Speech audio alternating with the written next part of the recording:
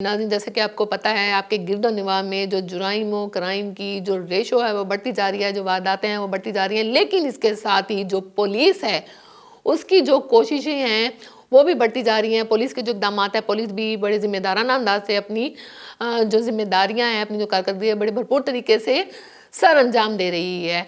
जिस तरीके से जो जुराइम और क्राइम की रेशो बढ़ रही है और जो मुजरिम है वो अपनी हरकतों से बाज नहीं आ रहे, लेकिन जो पुलिस है वो भी बहुत ज़िम्मेदाराना अंदाज में इन मुजरिमों को गिरफ्तार करती है, इनके खिलाफ कार्रवाइयाँ करती है और कोशिश करती है कि जुराइम और क्राइम की जो रेशो है इसको कंट्रोल किया जा सके। दोनों अपना काम भरपूर तरीके से अंदाज में सर अंजाम दे रहे हैं। नाज़रीन, इसी तरह से थाना न्यू मुल्तान की जो हदूद है, यहाँ पर भी जो वारदातें हैं, जिस तरह से डकैती की वारदातें हैं, चोरी की वारदातें हैं, कत्ल की वारदातें हैं और जिस तरह से बच्चों के अगवा के जो मामलात हैं वो भी मंजर आम पर आ रहे हैं, वो भी बढ़ते जा रहे हैं। लेकिन थाना न्यू मुल्तान के जो पुलिस है, जो SHO है, जो यहाँ पे तफ्तीशी हजरात हैं, जो लोग गश्त कर रहे होते हैं, पुलिस एहलकार, वो बड़े ईमानदारी से, बड़ी मेहनत से अब इस गश्त को कर भी रहे होते हैं ताकि मुजरिमों को मौका ना मिल सके कि वो कत्ल की वारदातें कर सकें या चोरी की वारदातें कर सकें या बच्चों को उनके घरों से अगवा कर सकें। लेकिन इसके बावजूद ज़ाहिर बात है जो मुजरिम है अपनी हरकतों से बाज नहीं आते और वारदातें होती रहती हैं। इसी तरह एक वारदात होती है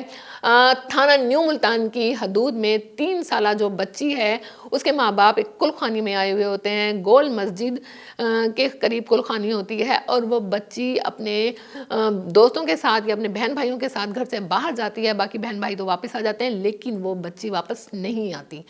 उसके बाद जो उसके घर वाले हैं वो 3 से 4 घंटे उस बच्ची को तलाश करते हैं, लेकिन आखिर मायूस होकर थाने में रिपोर्ट करते हैं कि हमारी बच्ची नहीं मिल रही। इस पर ASI इमरान गुज्जर जो हैं थाना न्यू मुल्तान के, वो फ़ौरन हरकत में आते हैं और बच्ची को ढूंढना शुरू कर देते हैं। 4 से 5 घंटे वो बाइक पर शहरों में, गलियों में उस बच्ची को ढूंढते हैं और आखिरकार उनकी जो कोशिशें हैं बराबर साबित होती हैं और बच्ची उनको हसनाबाद के एक वीरान टोए में रोती हुई बैठी मिलती है।